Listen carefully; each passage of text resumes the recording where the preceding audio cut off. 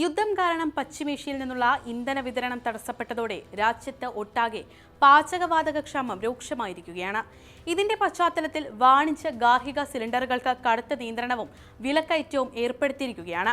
പാചകവാതക ക്ഷാമം കണക്കിലെടുത്ത് സിലിണ്ടർ ബുക്കിംഗിന് 25 ദിവസത്തെ ഇടവേള നിർബന്ധമാക്കിയതാണ് പലരെയും വലയ്ക്കുന്നത്.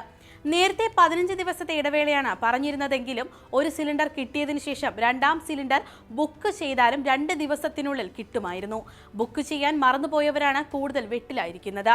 25 ദിവസം കഴിഞ്ഞ് കിട്ടൂ എന്നാണ് വിളിച്ചു ചോദിക്കുന്നവരോട് ഏജൻസികൾ പറയുന്നത്. യുദ്ധം തുടരുകയാണെങ്കിൽ 25 ദിവസം കഴിഞ്ഞും ഗ്യാസ് കിട്ടുമോ എന്നത് കണ്ടു തന്നെ അറിയണം. എന്നാൽ കേന്ദ്രം പറഞ്ഞത് ഇന്ത്യക്ക് 2 മാസത്തേക്ക് ആവശ്യമായ പാചകവാതകവും പെട്രോളും ഡീസലും ഉൾപ്പെടെയുള്ള മറ്റ് ഇന്ധനങ്ങളും സ്റ്റോക്ക് ഉണ്ടെന്നാണ്. അങ്ങനെയാണെങ്കിൽ ഈ കടുത്ത നിയന്ത്രണം തുടക്കത്തിൽ തന്നെ ഏർപ്പെടുത്തി ഉപഭോക്താക്കളെ വലയ്ക്കണമോ എന്ന ചോദ്യവും ഉയരുന്നുണ്ട്. നഗരങ്ങളിലും ഗ്രാമങ്ങളിലും ഇപ്പോൾ എല്ലാവരും പാചകത്തിന് ഗ്യാസിനെയാണ് ആശ്രയിക്കുന്നത്. പാചകവാതകം കിട്ടാതായാൽ ഗ്രാമങ്ങളിലുള്ളവർക്ക് താൽക്കാലികമായി വിറകടുപ്പിലേക്ക് മാറാം. എന്നാൽ നഗരത്തിലുള്ളവർക്ക് ഗ്യാസിനെ ആശ്രയിക്കുകയല്ലാതെ മാർഗമൊന്നുമില്ല. LPG അനുവദിക്കുന്നതിൽ ഇപ്പോൾ പ്രത്യേക പരിഗണന ആർക്കും നൽകുന്നില്ല. അത് ശരിയല്ല. കുട്ടികളുടെയും വൃദ്ധരുടെയും എണ്ണം കൂടുതലുള്ളവർ അതിന്റെ തെളിവുകൾ ഹാജരാക്കിയാൽ പ്രത്യേക പരിഗണന നൽകേണ്ടതാണ്. വാണിജ്യ സിലിണ്ടർ ക്ഷാമം പല ഹോട്ടലുകളുടെയും റെസ്റ്റോറന്റുകളുടെയും പ്രവർത്തനം തന്നെ താളത്തെറ്റിച്ചിട്ടുണ്ട്. സ്ഥിതി തുടർന്നാൽ പല ഹോട്ടലുകളും അടച്ചിടേണ്ടി വരുമെന്നാണ് ഹോട്ടൽ ഉടമകൾ പറയുന്നത്. യുദ്ധം തുടങ്ങിയതിനു ശേഷം ഗാർഹിക സിലിണ്ടറുകൾക്ക് 60 രൂപയും വാണിജ്യ സിലിണ്ടറുകൾക്ക് 115 രൂപയുമാണ് വർദ്ധിപ്പിച്ചത്. യുദ്ധം തുടരുകയാണെങ്കിൽ വില ഇനിയും ഉയരുമെന്ന അഭ്യൂഹങ്ങളുമുണ്ട്. സബ്സിഡി ഒഴിവാക്കിയ ഗ്യാസ് സിലിണ്ടറുകൾ ഇപ്പോൾ തന്നെ നല്ല വില കൊടുത്താണ് ഉപഭോക്താക്കൾ വാങ്ങുന്നത്. LPG ഉൽപ്പാദനം 10% വർദ്ധിപ്പിക്കാൻ റിഫൈനറികൾക്കും എണ്ണ കമ്പനികൾക്കും കേന്ദ്രം നിർദ്ദേശം നൽകിയിട്ടുണ്ട്. എങ്കിലും അതിൻ്റെതായ രീതിയിൽ തന്നെ ഒരു ചലനവും വിപണിയിൽ കാണാനുമില്ല.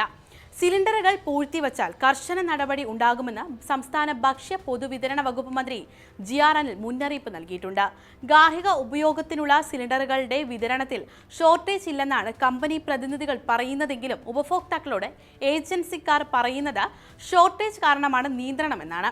ഹോർമൂസ് കടലിടുക്ക് ഇറാൻ അടച്ചതോടെയാണ് എണ്ണ പ്രതിസന്ധി രൂക്ഷമായത്. ഈ പാത അടഞ്ഞതോടെ ഗൾഫ് രാജ്യങ്ങൾ എണ്ണ ഉൽപ്പാദനം വെട്ടിക്കുറയ്ക്കുകയും ചെയ്തു. യുദ്ധം നീണ്ടുപോകുമെന്ന് പറയുന്ന അമേരിക്കയെ ഇന്ധന പ്രതിസന്ധി ഒന്നും ബാധിക്കില്ല. ഗൾഫിൽ നിന്നുള്ള ഇന്ധനത്തെ പ്രധാനമായും ആശ്രയിക്കുന്ന ഇന്ത്യ ഉൾപ്പെടെയുള്ള രാജ്യങ്ങളെയാണ് പ്രതിസന്ധി ഏറ്റവും വലയ്ക്കാൻ പോകുന്നത്. ഗ്യാസ് ഉപയോഗിക്കുന്നതിൽ ചില സ്വയം നിയന്ത്രണങ്ങൾക്ക് പൊതുജനങ്ങളും തയ്യാറാകേണ്ടതുണ്ട്. മറ്റ് രാജ്യങ്ങളിൽ നിന്ന് എണ്ണ സംഭരിക്കാനുള്ള നീക്കങ്ങൾ എണ്ണ കമ്പനികൾ ത്വരിതപ്പെടുത്തേണ്ടിയിരിക്കുന്നു. രൂക്ഷമായ രാജ്യത്ത് വലിയ പ്രത്യാഘാതങ്ങൾ സൃഷ്ടിക്കുന്ന പ്രശ്നം തന്നെയാണ് ഇന്ധന പ്രതിസന്ധി. അതിനാൽ കേന്ദ്ര സംസ്ഥാന സർക്കാരുകൾ കരുതലോടെയും ജാഗ്രതയോടെയും കൈകാര്യം ചെയ്യേണ്ട വിഷയമാണിത്. ഗൾഫ് രാജ്യങ്ങൾക്ക് പകരം നോർവേ, US എന്നിവിടങ്ങളിൽ നിന്നും കൂടുതലായി ഇറക്കുമതി ചെയ്യാനുള്ള നടപടികൾ രാജ്യം സ്വീകരിച്ചിട്ടുണ്ട്. ഈ സാഹചര്യത്തിൽ ഹ്രസ്വകാലത്തേക്ക് മാത്രമായിരിക്കുമെന്ന് സർക്കാർ വൃത്തങ്ങൾ അറിയിച്ചിട്ടുണ്ട്.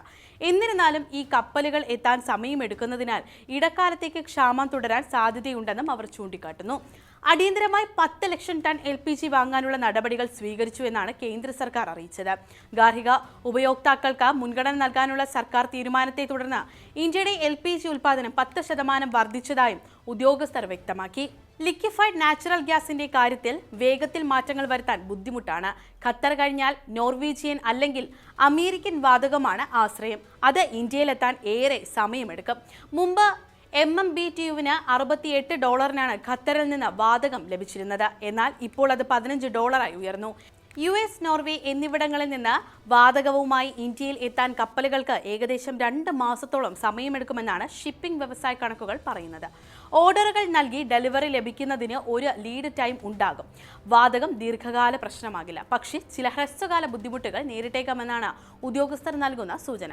രാജ്യത്തെ ഊർജ്ജ സുരക്ഷ ഉറപ്പാക്കാൻ റഷ്യയെയും ഇന്ത്യ ആശ്രയിക്കുന്നു എന്ന വാർത്തകളും ഇപ്പോൾ പുറത്തു വരുന്നുണ്ട്.